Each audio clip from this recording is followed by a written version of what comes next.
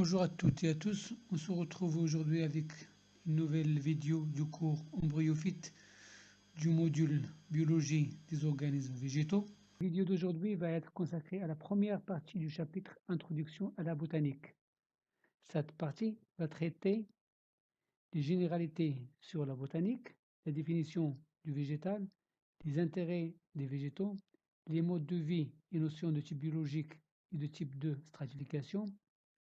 La classification du règne végétal va faire l'objet d'une prochaine vidéo. Alors, on commence tout d'abord avec une définition de la botanique. C'est quoi la botanique? La botanique est tout simplement la science qui s'intéresse à l'étude des végétaux. Donc, il y a plusieurs sciences en rapport avec les végétaux. Donc, pour étudier une plante, on a besoin de plusieurs disciplines qui sont complémentaires. Donc, à savoir la taxinomie. Donc, la taxinomie étudie la description et le diagnostic des caractères des espèces afin de les identifier, les regrouper dans des taxons. La systématique, c'est la classification des espèces. La systématique nous permet de classer les taxons qui ont été identifiés par taxinomie. L'histologie végétale étudie les tissus végétaux. Donc, l'histologie végétale, c'est la partie de la botanique qui étudie les structures microscopiques des tissus végétaux. La physiologie végétale, il étudie le fonctionnement des organes et des tissus végétaux. La pathologie végétale ou bien phytopathologie, il étudie les maladies des plantes, donc les maladies qui sont causées par des virus, champignons ou bactéries. Alors, l'écologie végétale, donc c'est la science qui étudie les plantes dans leur milieu en tenant compte de leur interaction. La cytologie végétale, c'est la partie de la biologie qui étudie la cellule vivante. Donc la cytologie végétale, c'est l'étude des cellules végétales isolées ainsi que leur aspect morphologique ou biochimique. La génétique végétale, donc la génétique végétale, c'est la science qui étudie les réalités et les gènes chez les végétaux. Donc la génétique animale, bien entendu, c'est la science qui étudie les réalités et les gènes chez les animaux. La paléobotanique, c'est l'étude des plantes fossiles. Donc l'objectif, c'est d'établir des liens entre formes anciennes et actuelles. Sur la photo, la diapositive pour voir des fossiles, des traces fossiles sur des sédiments. Donc la paléobotanique permet de retracer grâce à l'étude des fossiles les grandes étapes de l'histoire évolutive des végétaux. Cette archive que la nature nous a laissée nous a permis de comprendre un petit peu l'histoire évolutive des plantes. La paléobotanique permet aussi de reconstituer des environnements anciens et les paléopaysages, par exemple des forêts, des marécages, etc. Alors on se divise généralement la botanique en botanique fondamentale et botanique appliquée. Donc la botanique appliquée par opposition à la botanique fondamentale, elle traite en particulier l'utilisation des végétaux dans les domaines industriels, pharmaceutiques, agricoles, environnementaux, etc. S'agissant de la définition du végétal, donc traditionnellement, les végétaux sont définis comme étant des organismes photosynthétiques autotrophes, donc qui sont capables de faire la photosynthèse, donc capables de produire leur propre matière organique. Un organisme autotrophe est un organisme capable de produire sa matière organique. C'est grâce donc à la photosynthèse. Donc la photosynthèse est le processus qui confère à la plante son autotrophie. Donc c'est grâce au chloroplaste des cellules chlorophylliennes que les plantes captent l'énergie lumineuse pour la transformer en sucre. Donc les besoins d'une plante sont simples. La lumière, eau, gaz carbonique, CO2, sels minéraux et oxygène. Donc à partir des éléments minéraux plus eau absorbée à partir des racines, la plante peut, grâce à la photosynthèse, produire donc sa propre matière organique. Selon les classifications modernes, le mot végétal tend à ne plus être employé en botanique. En effet, les champignons ne font plus partie désormais du monde végétal. Ils forment aujourd'hui un groupe à part, les mycètes ou fongies. Leurs parois cellulaires sont constituées de chitine, qui est en effet une substance qui constitue les carapaces des insectes. Concernant les algues, une partie seulement appartient désormais aux plantes vertes. Alors, concernant les intérêts des végétaux, donc en plus de l'oxygène que nous respirons et la nourriture que nous mangeons, les végétaux nous procurent aussi des fibres pour nos vêtements, coton, lin, etc. Du bois, du papier pour écrire, les épices pour notre cuisine, les médicaments pour nous soigner, les arômes et les parfums, l'alimentation minérale. Elle permet aussi d'absorber le dioxyde de carbone, donc un gaz à effet de serre, par la photosynthèse. Les plantes sont considérées comme la principale source de médicaments. En effet, actuellement, près de 60% des médicaments chimiques présents sur le marché sont issus ou dérivés de substances naturelles, généralement d'origine végétale. Un exemple, l'aspirine, il est fabriqué à partir de plantes connues comme le saule blanc ou bien la reine des prés. Alors aujourd'hui, grâce au développement technologique et scientifique, nous avons pu utiliser les plantes pour la dépollution des sols, par exemple des métaux lourds ou bien de produits organiques toxiques, par la méthode de la phytorémédiation, ou bien l'utilisation des plantes pour nous renseigner du niveau de pollution de l'environnement, lacs, forêts, champs, etc., ce qu'on appelle la bioindication, ou bien la fabrication du bioplastique, c'est-à-dire le plastique d'origine végétale qui est biodégradable, et aussi la fabrication de combustibles, des biocarburants, bien du bois, biomasse, etc. Alors, des exemples de bioplastique peuvent fabriquer à partir des plantes, des sacs plastiques, bien des produits jetables, comme sur la diapositive, bien carrément des produits comme des brosses à dents, et puis des biocarburants à partir de tournesol, bien la betterave, canne à sucre, bien blé, maïs, pommes de terre, mode de vie et notions de type biologique et de type de stratification. Mode de vie, parasitisme.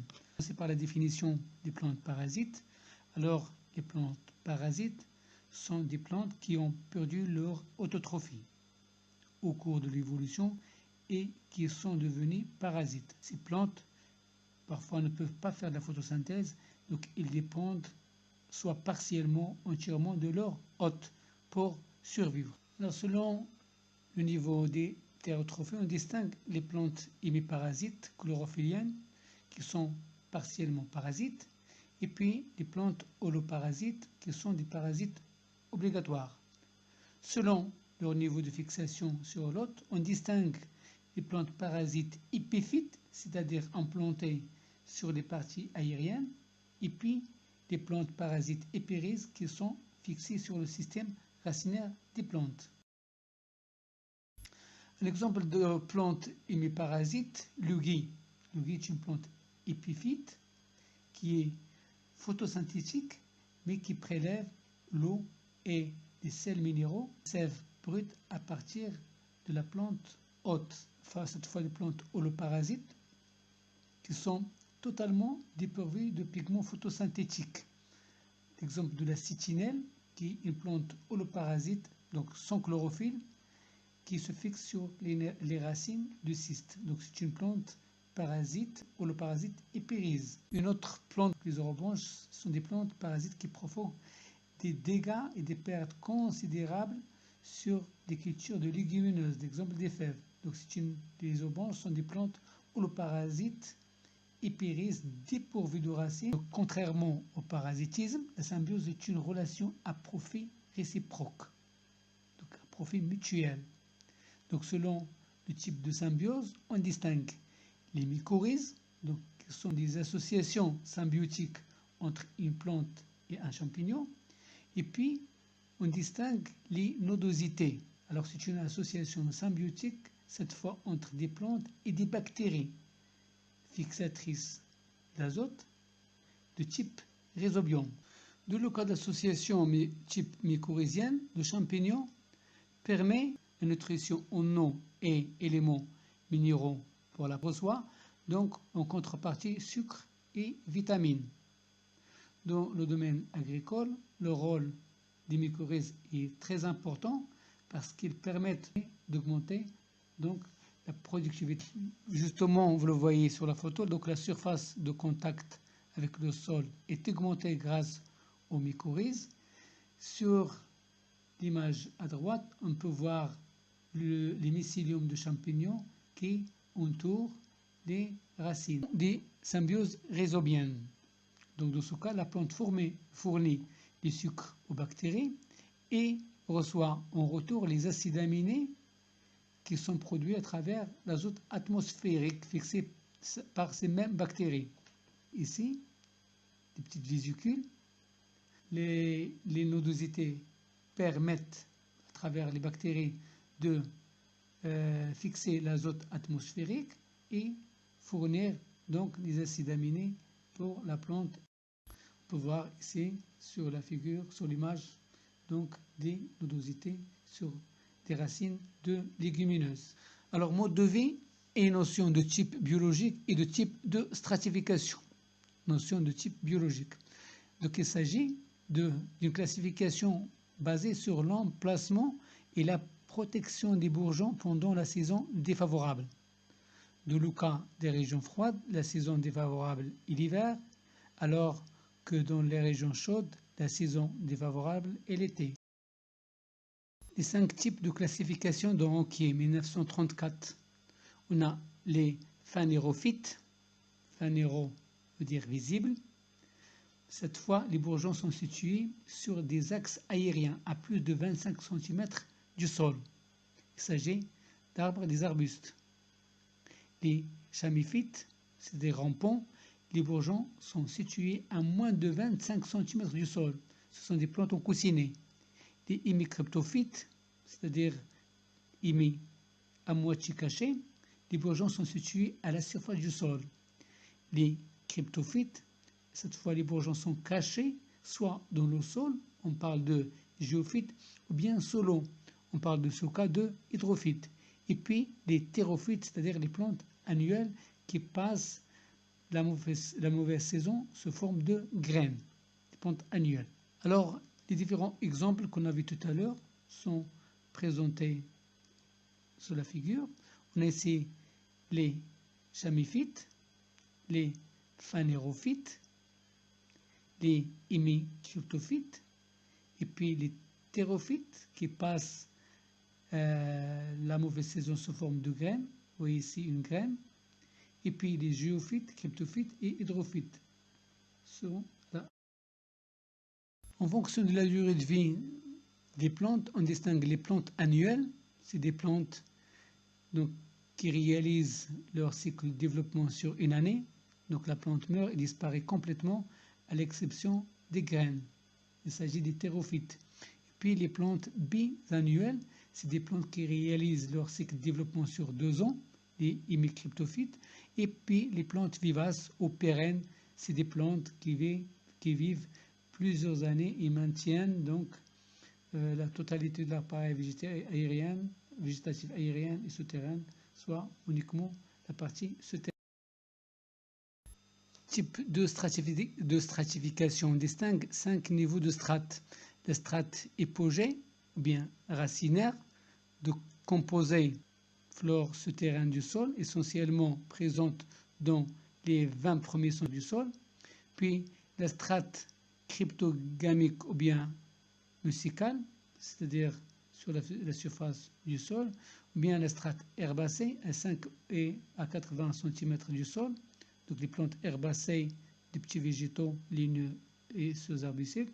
Puis la strate arbusive comprend soit les végétaux ligneux à hauteur variant entre 1 à 8 mètres. Et puis la strate arborescente, bien arborée, comprend les arbres